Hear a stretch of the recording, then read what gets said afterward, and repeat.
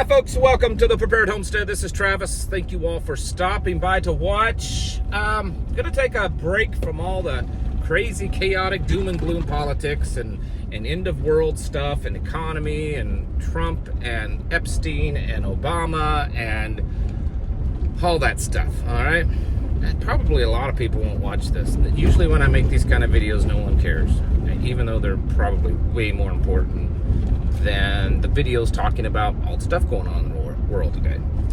In fact, I usually make these videos and post them over on Locals, but I decided to try to reach a bigger audience today because it's something I think you need to know about. It's about medical.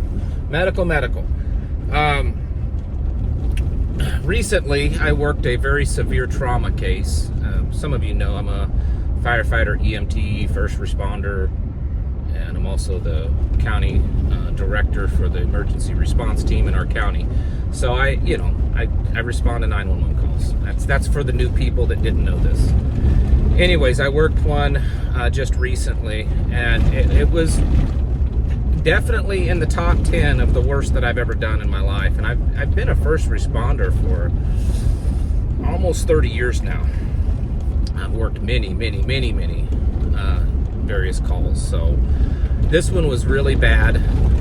And of course, I'm not going to tell you details about it or anything because I can't. But it made me think that because it's a refresher, a lot of people, unless you live in a big city, you're not working that kind of trauma calls all the time. And so as a first responder, when you do that, you kind of wake up like, wow, it's been a while since I've worked something that bad. And, I need to kind of brush up on some things. I need to make sure my equipment's up to speed, and things come back to you because you've done it so long and trained so much, but still. And so I thought it would be a good idea to go over some things with you folks. Because a lot of times when you take a class, I push training all the time on you, on the people that I work around and stuff, always pushing people to train. I'm a training fool. But the reality is training, at least by the book training, only is going to get you so far. Like if you go take a BLS class to do it, kind of high quality CPR, there's things that actually go on during CPR that you're not going to learn there unless someone with experience is teaching you. So that's what I thought. I'd give you a little experience.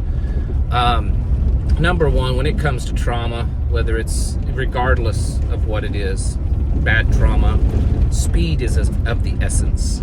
Yes, you absolutely want to do things right. You want to, properly do things, but I'm telling you, speed is very important, and that's why you train. That's why you train, so that you can be really good and fast at the same time. And so just, when someone's bleeding out, or whatever the case may be, you got to move fast, but you got to think clear. And you have to prioritize. You might see a trauma case, kind of like the one that's in my mind,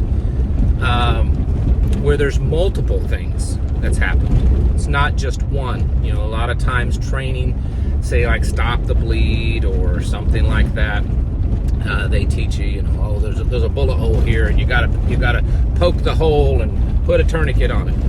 Well, what happens when you have multiple things, multiple injuries on the body? You gotta pick what you believe to be the most critical. Is the person bleeding out? Okay, well then that right there is the most number one thing to stop. Because even if they're not breathing, okay, which is important, you gotta breathe to live, but if they're not breathing, there's pretty good chances that you can get them back to breathing. There's things you can do to breathe for them, to ventilate for them, and then hopefully you can get them back to breathing. But if they bleed out, you can't put that blood back in them. Okay? If their heart has stopped, you can probably get that. There's a chance, not probably, but there's a chance that you can get that heart started again. But if they bleed out, it's done. I mean, you're not doing blood transfusions on the side of the road. The ambulances typically don't. I mean, I've heard of a few in like certain areas, but most ambulances don't carry blood on them. And so the number one thing is to stop that bleeding. And you stop it really however you can. And I know that there's, over the last 5 to 10 years, there's been a huge push for tourniquets, and I am all for tourniquets. Trust me. I mean, I'm a stop the bleed licensee with the Department of Defense, not just the regular kind. I teach it all the time. In fact, I'm teaching it again next week to a bunch of youth.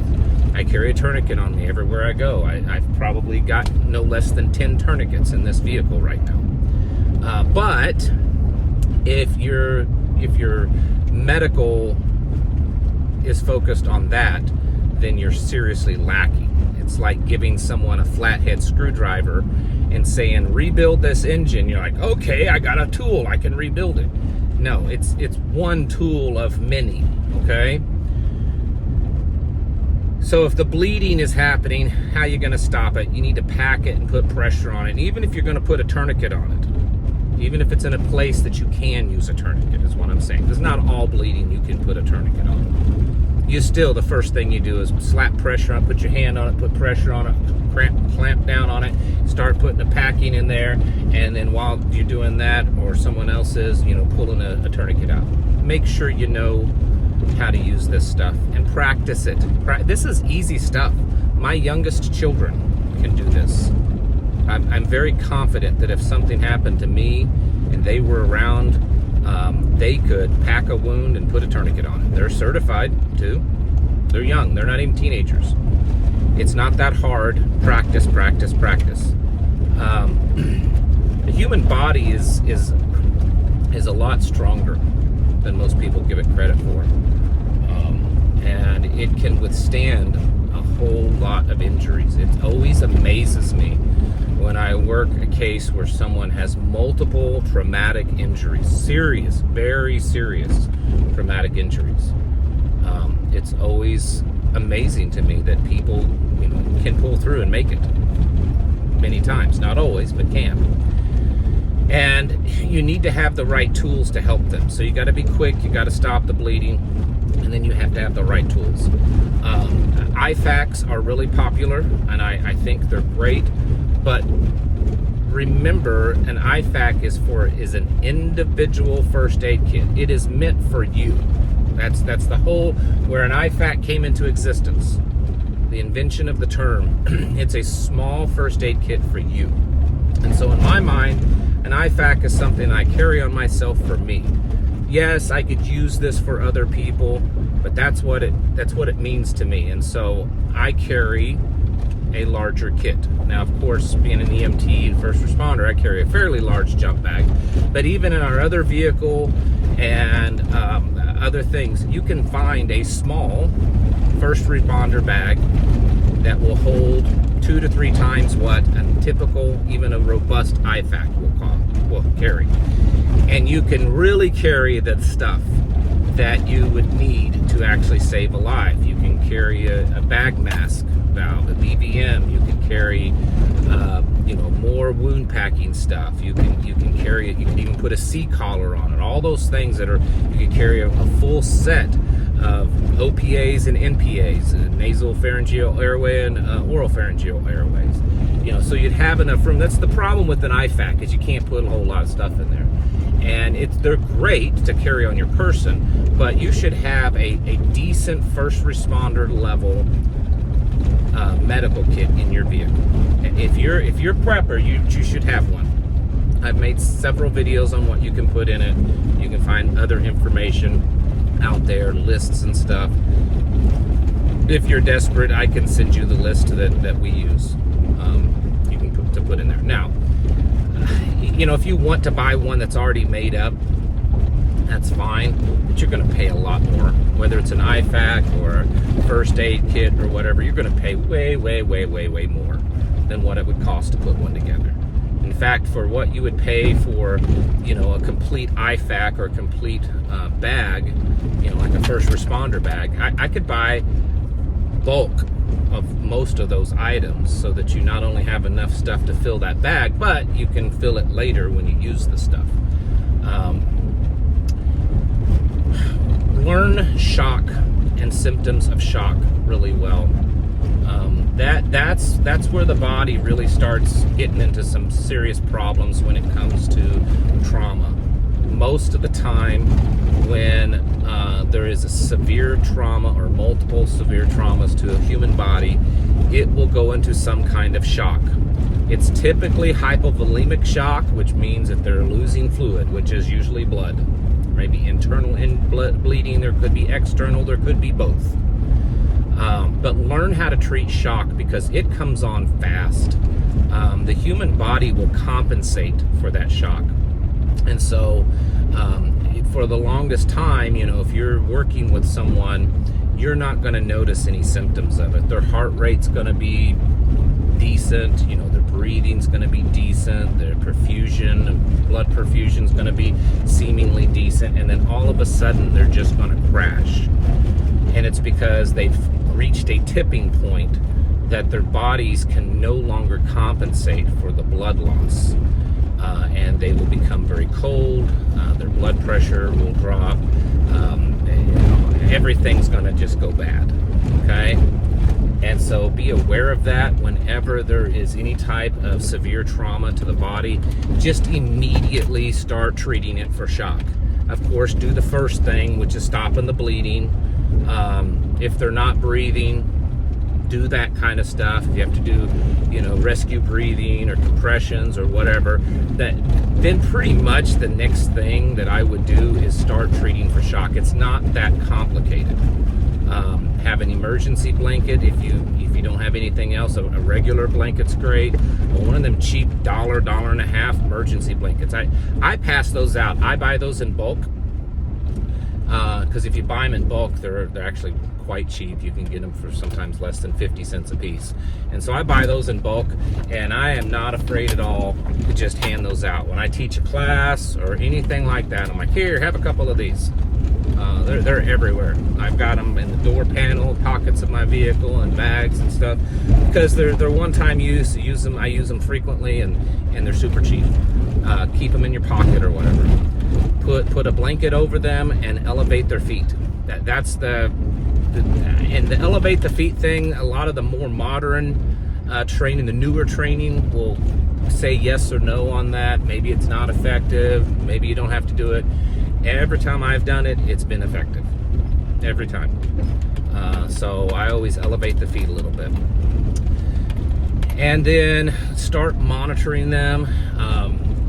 If you watch their breathing, and start looking at other injuries on the body.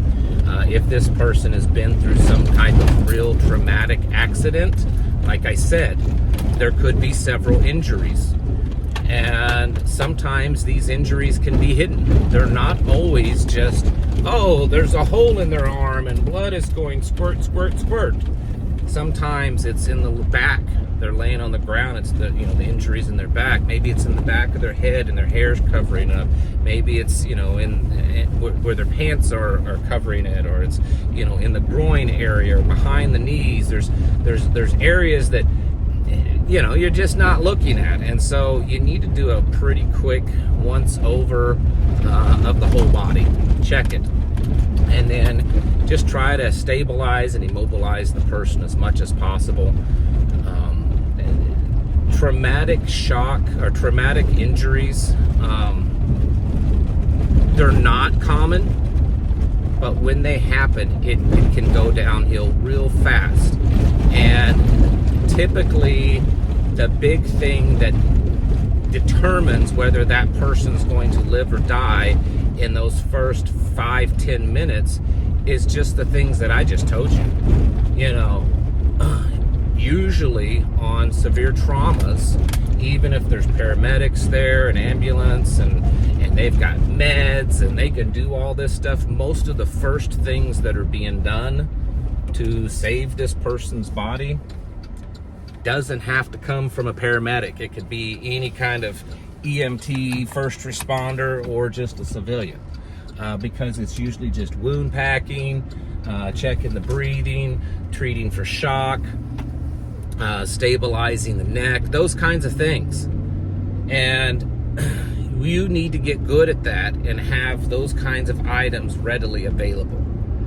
Like I said, you know, for $100, $150, you could go online and you could buy you a decent, small first responder bag. It's going to be bigger than an IFAC, and you could fill it with everything up that you probably could ever need. The more training you have, the more comfortable you feel with using more things, then you can add to it. That's a small price to pay to save a life. And you absolutely can save a life with that kind of stuff. It could be a complete stranger's life. It could be your family member's life. It could be your neighbor's life. And I'm not talking about it during the SHTF when everybody's shooting everybody. I'm talking about right now. Right now. These things happen. Like I said, they're not common. But when they happen, it has to be dealt with quickly. And you don't want to be standing there thinking, oh my goodness, I think I could take care of this. I think I could help this person. I think I could save their life. But you know what? I don't have anything with me. You know, I mean, you could improvise. You know, you could improvise a tourniquet, which I teach that, how to improvise tourniquets. You know, up until about 10 or 15 years ago, they didn't even have manufactured, you know, tourniquets. It was all just you made it. You could, you know, improvise with wound packing and stuff like that. But wouldn't it just be a lot easier just to have a decent little kit somewhere close by?